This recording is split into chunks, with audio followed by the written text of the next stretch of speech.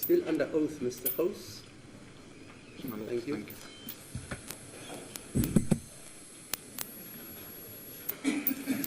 Lieutenant Colonel House, yesterday when we adjourned, you were requested to compile a supplementary affidavit correcting the errors that appear in your original affidavit, Exhibit DD5. Were you able to compile the supplementary affidavit? I did, yes. Izolo ke uma sizoqhubeka ke uceliwe ukuthi ke wenze enye noma esinye statement esifungelwe affidavit ukulungisa ke amaphutha ebekhona kule eyayizolo. Yebo ngikwenzile lokho. Just want to show you a document. Is this your supplementary affidavit? Ngabe iyona yini lena? That is correct. Yebo iyona. So could please, my lord, the state begs leave to hand up the supplementary affidavit. It's been marked Exhibit DD5 in brackets A. But has it been supplied to To the defense. Yes, indeed, my lord. so Yes, that you don't ambush them again? yesterday already. Oh, okay, good. Yes.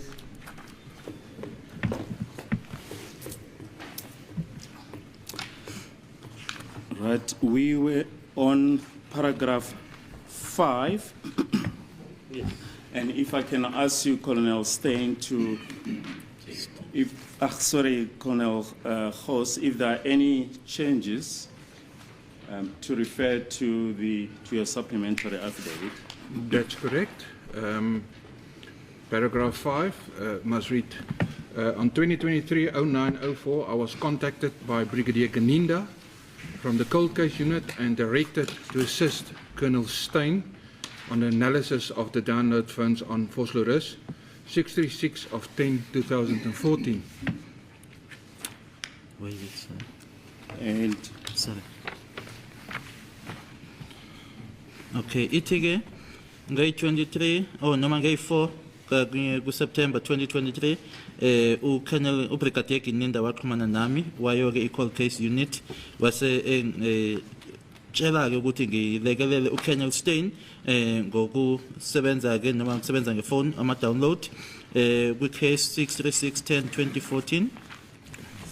So on 2023-09-06, I received a request form from an antecedent marked Vosloorus 636 of 11/2014 in a sealed forensic bag with seal number PA65 0005483 from Colonel Stein, and the bag was not opened or tampered with. Kwase kuthi ke nge-6 kuyena ke September 2023 ngase ngithola ke isicelo ke kanye ne-CD ke eyayimakhiwe uVosloorus case 63611/2014 kanye futhi ke yayi kwisikhwama ke sezobufakazi esivaliwe esinale number ewu PA65005483 kuyena ke uKolonel L Stein futhi ke isikhwama leso sasingavuliwe futhi ke akukho okwakwenziwe kusona. Lieutenant Colonel Hoss, I just want to show you Exhibit DD3. If you can just refer to column 6. And just read out the identification mark there of the evidence back. It's the Papa Alpha 650005483. This one. The number ke acela ukuthi ayifundeke lana kule icopy ke lena encwadi ke yasemaphoyiseni PA6500005483.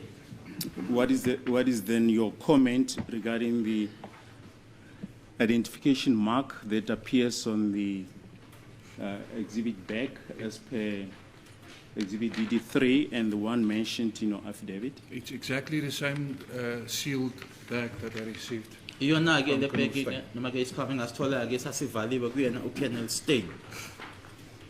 Yes, you may proceed. Paragraph 6, according to the request, the phone was found in possession of accused Bongani Sandiso Ntanzi, accused 2, during his arrest.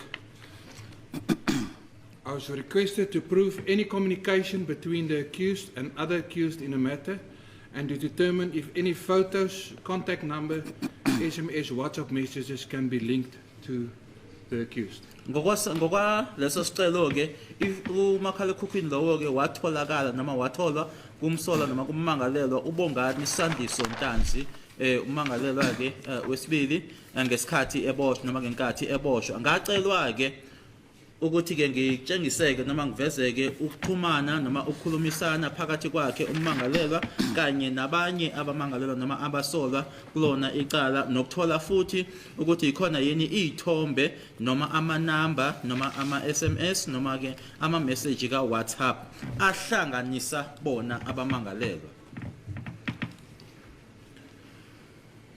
I then opened the forensic bag. It was just a paragraph 7 also with seal number PA6500005483.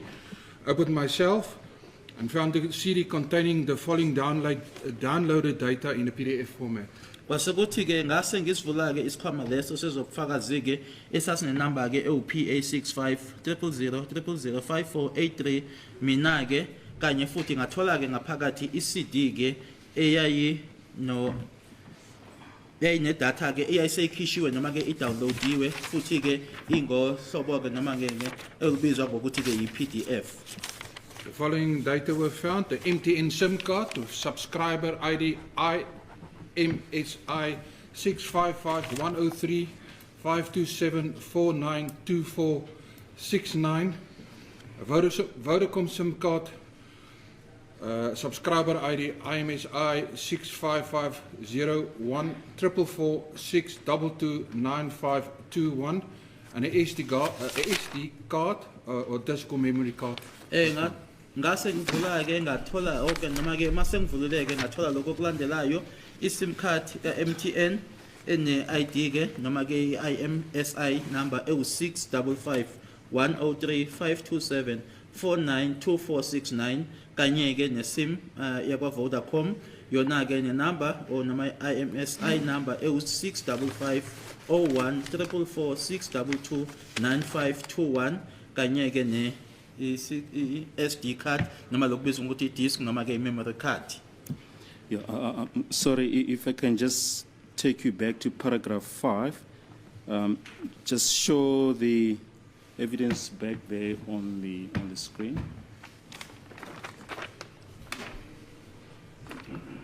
Yes. And just put that last sentence just before the photos on record. Yes, that's yes. That the bag was not opened and or tampered with. Lana ke la make khona ke ila kusho khona ke ukuthi isikhwama leso sasingavuliwe futhi ke akukho nokuthi okukhona okwenziwa And just show the identification marks there on the bags. It is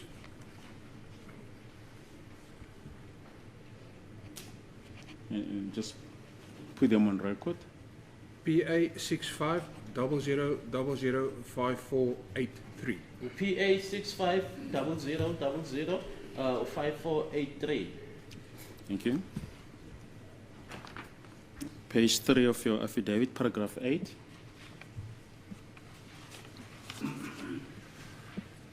I copied the files onto my computer under folder marked Vos Lewis 636 and then amended of 10/2014. Ngase ke amakhophi lawo noma ama-files lawo ke ngiwakhiphela ke kwikhompyutha yami ngaphansi kwefolder ke emakwe uFosloras 636 lungisile ke lapha yana phambilini bethe 11 ke bathi 10 ka2014. The information in a PDF format cannot be tampered, edited or manipulated in any way. Kanye ke ulwazi lolo ke olukule format ke noma ngalendlela ke ebizwa ngokuthi ke iPDF ayikwazi ke ukuthi kungakhona ke okwenziwayo kuyona noma ke ukuphazanyiswa kwayo noma futhi ke ishintshwe nangayiphi indlela.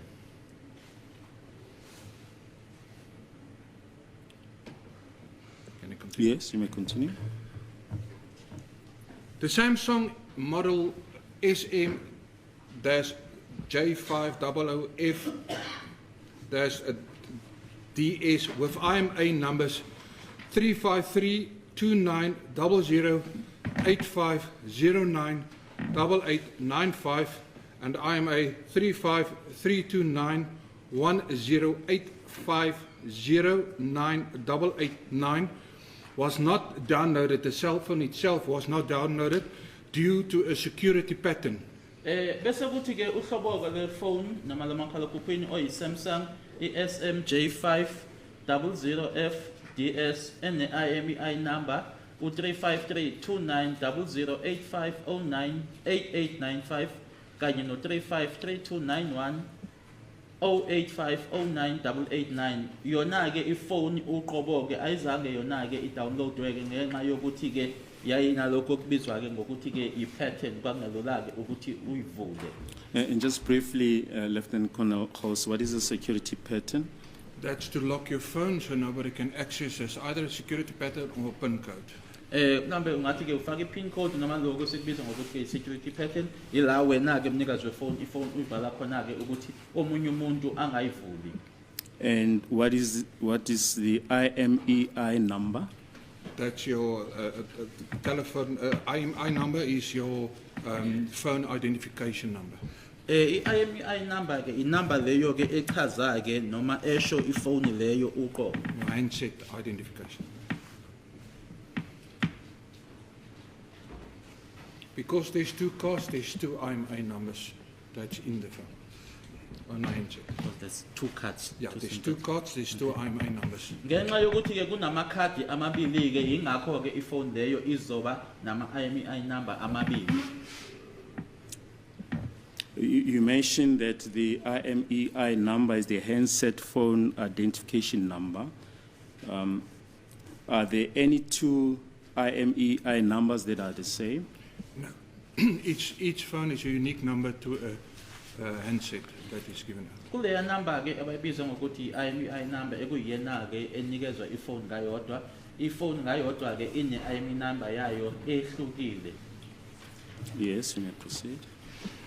A memory card and two SIM cards were then extracted with the following numbers as per Annexure 1.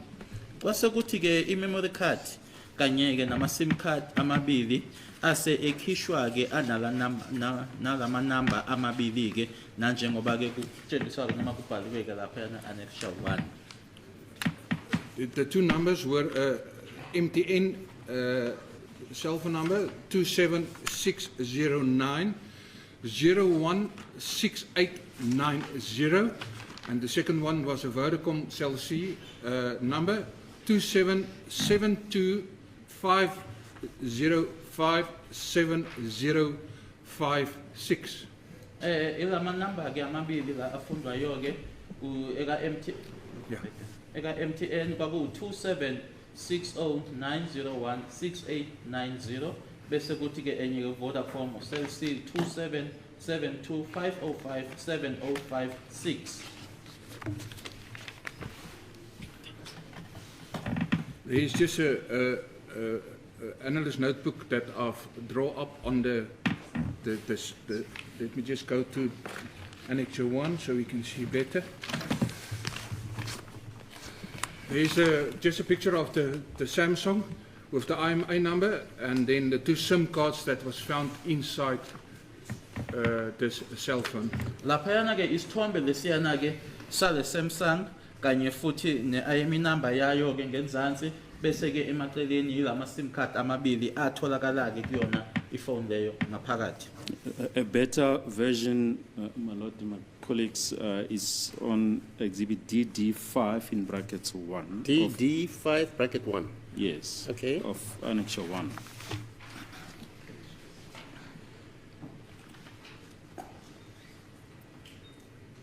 Can I continue? Yes. It's part of my duty to extract and convert the data from the PDF format to a Microsoft Excel version. This is done so that the analyst notebook, the program that I'm using, can use the information. There were no contacts saved on the MTN SIM card. The contact information of the Vodacom SIM card was then transferred to Microsoft Excel sheet. Kuwumsebenzi wami ke ukuthi ngikhipheke nokuthi ke ngishintsheke noma ngiguquleke idatha noma ke imininingwane etholakala ngaphansi kwayo ke i-PDF ngiyiseke kwi-Microsoft Excel. Lokho ngikwenzela ukuthi ke i-programming ke le engiyisebenzisayo ibe kwisimo ke sekuthi ingasebenzisa lolo lwazi noma leyo information.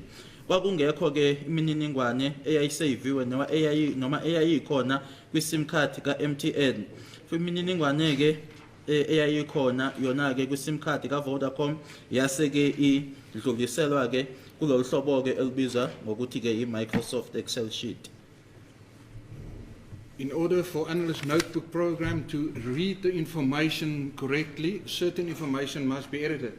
For example, it doesn't, the program doesn't recognize a 0 as the beginning of a number. So all zeros, that is a prefix, is removed. So if there's a number 078, I will correct it to 78 and the number. Okay. Ukuzeke noma ke ukungivumela ke ukuthi ngisebenzeke iprogramming ke le esisebenzisayo ke ukuthi ke ifundeke leyo mininingwane leyo kukhona ke ekuthile ekufanele ukuthi kuyashintshwa wasenza ke isibonelo ukuthi uma ngabe inamba iqala ngo078 u0 loyo ke angeke imfundeke izomkhipha ke iqaleke ibese iyaqala ngo78. We try also to remove all the common numbers that would give a false link to another phone, like your 100 for your, if you phone for, or your 10111 or your 121 for your messages. Amanamba ke afana ngama 100 o 121 lawo ke anama messages noma ke ama message imilayezo ke ukuthi ke izokuthi uma ifunda ihlanganise mhlambe nenye ke lawo ke siyazama ke ukuthi siwakhiphe. All dialing prefixes are also removed. That's a +27, the pluses, the zeros, etc. And replaced by 27 for linkage purposes. Bese kuthi ke onke ke amanye lana asetshenziswa uma ngabe umuntu esexhumana ke nomunye abo +27 o 0 kanye nokunye kuyasuswa ke bese kufaka lapho ke u27 ngenhloso ke yokuthi ukwazi ke ukuthi uxhumanise noma uhlanganise. The conversion of the data does not involve the manipulation of the data. Can you explain that, please? So what I mean is that I only take the prefixes away. I don't change the rest of the number, just the prefix, and change it so it's a common to read for the Analyst Notebook to read it. Uma mina ke sengishintsha ke noma sengisusa ke lapha ngisusa nje lama number engikhulume ngawo aseqeleni aseqaleni hayi ukuthi ngishintsha inamba yonke.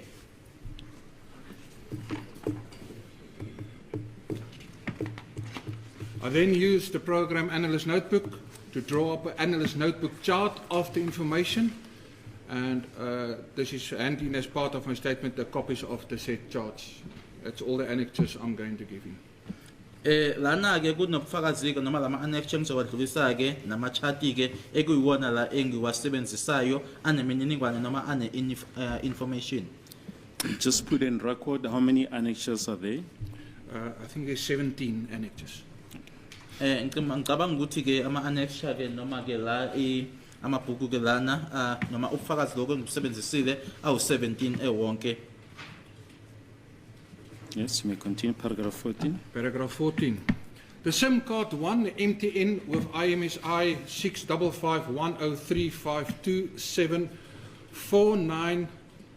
655103527492469. The phone number was registered as 27609016890 as per Annex 2. On this phone there were no physical contacts, but there was a please call me to that number. That's how we please call me, and then a text message from Standard Bank that you received on 2019-12-24 at 11:27 for purchases from account number ending 7815. Bese kuthi ke lena le SIM card lena ke ewu MTN noma yakwa MTN enele IMSI number laphana engu 655103 527492469 ene phone number ewu27609016890 yona ke lapho kwakungenama contacts ke noma ke imininingwane egciniwe noma esaviwe khona lapho kodwa kwakuno please call me oya ke kule number ebhaliwe ke khona lapha u27726191698 kwase kuba ke nomlayezo noma ke imessage ke eyayibuya eStandard Bank ngazo i24 kuDecember 2019 isikhathi ku11:27 lokho ke kumayelena ke naloko okwathengwa ke kwi-account ephela noma egcina ngenumber 7815. So Mala, there's a request to just turn around the screen so that the accused can see. Yeah, turn it around, if it's possible.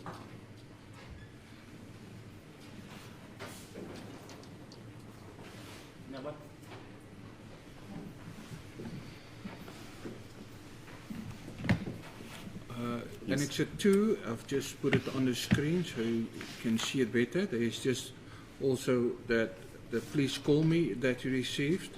Nanguthi yabonakala lo please call me akhuluma ngayo lapha yana ubhaliwe. And then the SMS from Standard Bank for the pursuits that you received on 2019-12-24 at 11:29. The text says Standard Bank 467.14 pursuits from account number ending 7815 at Liquor Shop Nongoma. And then also account balance that's outstanding, and then the date when it received. Lapha yana ke ilomlayezo ke akhuluma ngawo awufundile athi wona owabuya eStandard Bank esho ke imali ekwathengwa ngayo khona lapha yana nokuthi futhi ke kuphi nendawo kwaNongoma nemali eyayisele kwi-account. Just place that date on record. The 2019-12-24 at 11:27. Waku i-date ke ile yana u2019 noma ke nge-24 ka December 2019 isikhathi 11:27. 14.1. The SMS please call me as follow. Bese kuthi ke 14.1 ile SMS ke please call me. So it was sent from 276091689, and the text was please call me delivered to 2726191698 on 2019-12-25 0934. Bese iyachaza ke lapha yana ukuthi please call me lowo owathunyelwa ke wahamba ke uthunyelwa kule number ke 27726191698 ukuthi ke loya muntu othunyelwa kuyena ke wawuthola i-date ke kwangazo i25 uDecember 2019 9:34 isikhathi. Ubuya ke kule number 27609016890. Then paragraph 14.2, I just want to, the Standard Bank, on my supplementary affidavit, the Standard Bank account number was saved on the Vodacom SIM card, on SIM card 2. And then the owner received the SMS from Standard Bank on 2019-12-24 at 11 for purchases from account number ending on 7815. I just want to say that's entry number 208 on the downloads, but I'll show it now. Okay. It's entry 208. Bese kuthi ke i-Standard Bank account number le yayisaviwe ke kule sim card yakwa Vodacom, inumber ke nayo ibhalwe lapha yana nokuthi futhi umnikazi ke wasethola ke umlayezo noma i-SMS ebuya eStandard Bank nge-24 December 2019 ngo-11:27 naloko ukuthenga kwi-account egcina ngo-7815. So the recipient of the cell phone received the SMS on one SIM card, and the account number was saved on the second SIM card.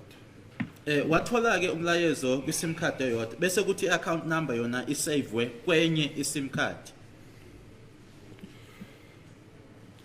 Just note that the suspect did change from one service provider from Vodacom to Cell C. And this was picked up from the download, so he changed service provider. Okunye futhi ke ngifuna kubhekweke ukuthi ke umsolwa ke wayeshintsha ke asuke ke ku Vodacom aye ku Cell C yilokho ke futhi okwatholakala ke uma kwenziwa i-download lane. So here's a instruction of all the phone numbers that was found on SIM card Vodacom or Cell C, IMSI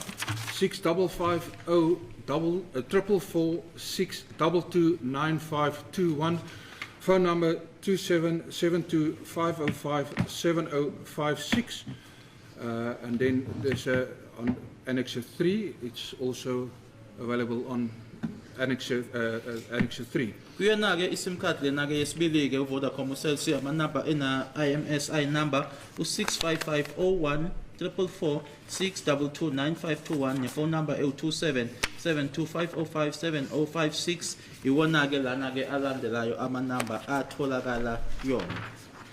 If we go to entry 208, no entry 208. There is, you'll see Standard Bank. It's just Standard Bank. It doesn't say account number. Standard Bank 10091277815. Lana ke umubheka ke umuzobona lapha u208 nangena ezantsi ibhaliwe ke ubhale ukuthi ibhaliwe Standard Bank lapha yana u208 bese kuba nenamba ke 010091277815.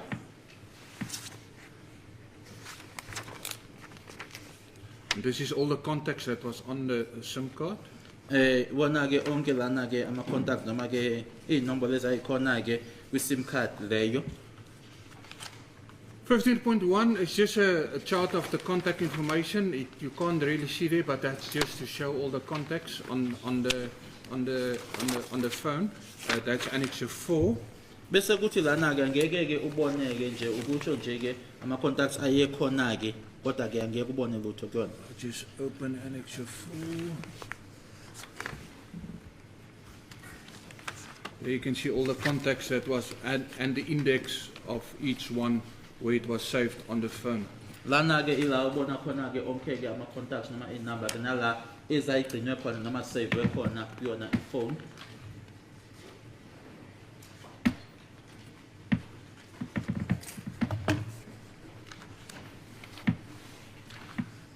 SIM card 2 Vodacom Cell C IMSI 65501162295221, phone number 2725057056. The common contacts on that phone. Now, Annexure 4 is all contacts. Annexure 5 is just the common contacts on the phone.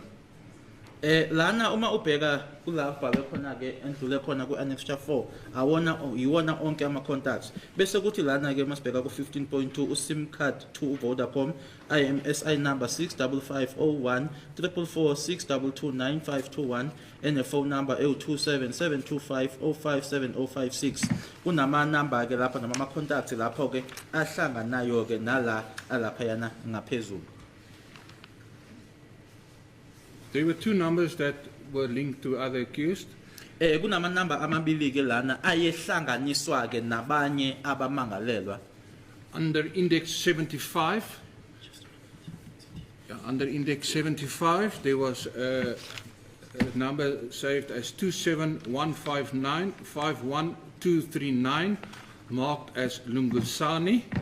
Lana ke uma ubheka kunalapha le index 75 ukhona. Kune number lapha yana 277159512239 kubhalwe kuyona Lungisani. And under index 109, with cell phone number 27793790137, marked as Muzi. Uma uzobheka lapha yana ku 109 kune number lapha yana u27793790137 ingaphansi ko index 109 kubhalwe khona Muzi. These numbers were identified by the investigation officer as the two accused in this case. Inamba leyo ke iyona ke eyakhonjwa ke uyena ke umphenyi ke kulona leli cala ethi ke ibona ke abamangalelo ababili kulona leli cala leli. 5.2.1, the number of Fisukile Ntuli accused 5 was cell phone number 27715951239 was saved on SIM card on index 75 as Lungusani. Bese kuthi ke ku 15.2.1 inamba yakhe uFisokuhle Ntuli ummangalelwa wesihlanu enenamba ewu27715951239 yona ke yayisavwe noma ke ilapho ke ngaphansi ko sim card leyo ke ngaphansi ko index 75 ibhalwe uLungisani. Then the next paragraph, there was some in there that this number was identified by Colonel Stein and the investigation team and through section 205, and it was established that this number had various communication with all the other suspects according to the database received from Colonel Stein. Bese kuthi ke lapha yana ke okulungisiwe ke lana ukuthi inamba lena ke yase ke ikhonjwa ke noma ke ichazwa ke uyena ke uKenneth Stein kanye futhi nethimba eliphenyayo ngaso ke isicelo abasenza ke esibizwa ngokuthi ke isection 205 esiphathelene ke nama cellphone noma uphenyo olwenziwa komakhala ekhukhwini kwase kutholakala ke ukuthi leyo namba leyo yayinokuxhumana okuningi okwakukhona phakathi kwayo kanye nabanye abasolwa ngokwayo ke imininingwane noma ke i-database eyatholwa uyena uKenneth Stein. Sorry, this application for the section 205 to the service providers, do you have it? No, you, Mr. Mini Rother. No. Yeah, the service provider will be coming to testify. Yeah, because people must understand. Otherwise, it's like Sangoma's testimony. As a Miss Theligem of Vodacom will be So testifying. you're saying the service providers will come and confirm that? Yes. Okay. So thanks. Umehlulo befuna ukwazi ke ukuthi lesicelo ekhulunywa ngaso lana ngoba kwenziwa isicelo ke esibizwa ngokuthi section 205 la kuyiwa khona ke kule inkampani lezi ezisebenza ngama cellphone uma befuna ukwenza uphenyo umshushisi ke uthi ke labo ke abasebenza ke ngaloko bo Vodacom bazoza ke bazoqinisekisa lokho akushoyo la le ndaba. I just want to put the cell phone database that I received was from Colonel Stein. I only was involved from September month, so I don't know all that stuff. But before? Before I was, so I just received the full database. I can show you the database. It's hundreds of numbers. No, fine. So I don't know what's on it, but I received the database, and because I believe it's true, that's why I just put the numbers on the database. Yeah, but that thing testified. Is that not so, Mr. Yes, Baloi? indeed, Malone. Thanks. Okay. Okwenzaka ke mina ukuthi nje ngathola ke konke noma ke lokho kubizwa ngokuthi database imininingwane ke kuyena uKenneth Stein ukuthi kwenzekani ngaphambilini kwalokho ke angazi mina ke ingakho ke gaye ngamukela ukuthi lokho engikuthola nengikunikwayo ke ukuthi kukanjalo kuyiqiniso mina ngasebenza ngakho lokho ngoSeptember. Just put the relevant annex on record. Annex 6, I'll just open Annex 6 there.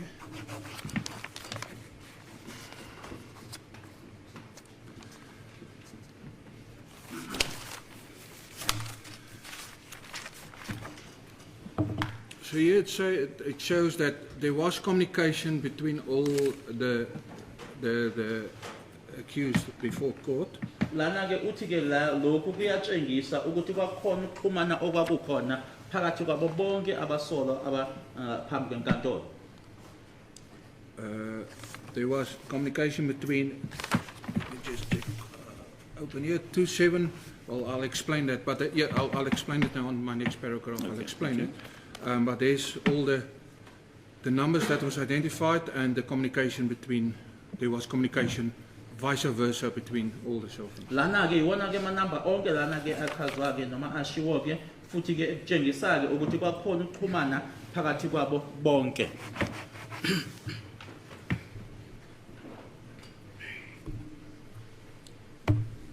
I'll just go back to that one.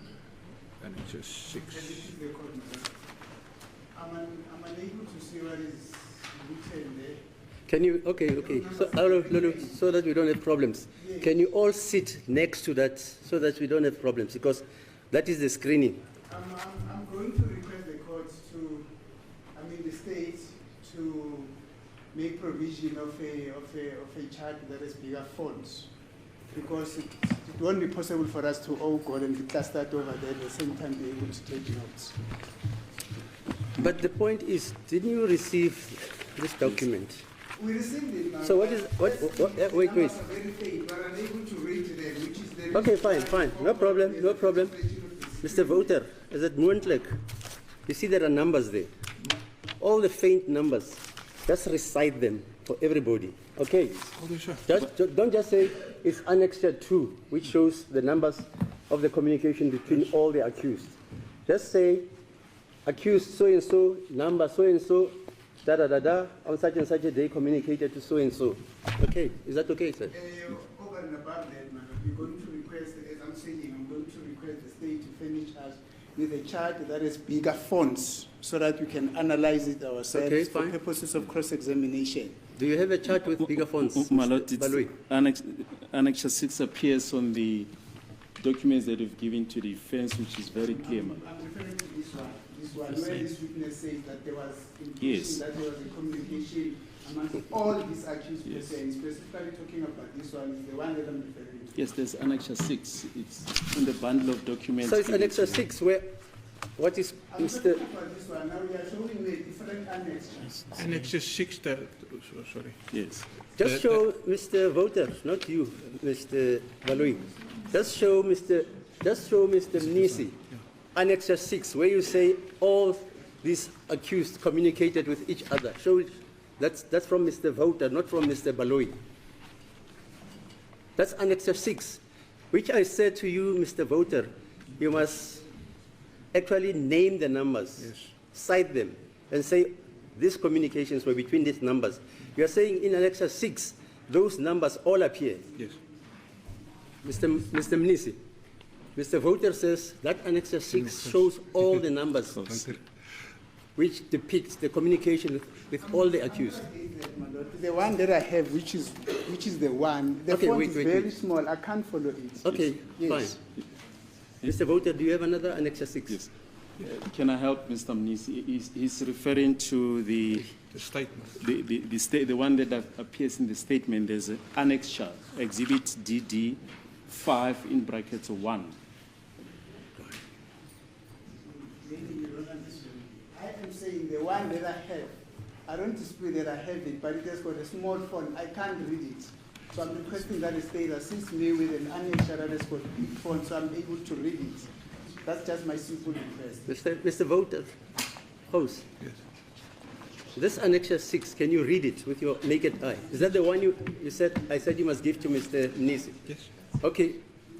Mr. Mnisi, so that we don't waste time. Mr. Mnisi, Mr. Voter, host. Wait. Sorry. Gideon, sorry. I'm thinking of another host. Mr. Host says, Mr. Mnisi, he has given you the chart from which he was reading from. Do you have it? I took it back. Wait. No, just wait. Do you have it? Yes, here it is. Yeah, fine. Is it visible? No, the font is small. You can't read it. How are you able to read it, Mr. Host? Because they say it can't be read. I took it back. Really? My Lord, there was annexures that was given also. The Annexure 6. That's on the statement, but we gave them an annexure, a bigger annexure for all of the... Is that the bigger annexure you're saying? Yes, the annexure was given to all of them. And you can read it with your naked eye? Yes. Mr. Mnisi says he can't read it with his naked eye. I think all counsel, my Lord, have turned to their... Lila, we're going to adjourn now, ne? Just so that we don't waste time, because this is simple. We're going to adjourn, and you can show Mr. Host whatever you want Mr. Host to enlarge, because apparently he's got a better eyesight than all of us. Okay, you'll tell me when you're ready. It's looking at the affidavit. We said the annexures which are separate. Hey. I think that is where the problem is. Jesus.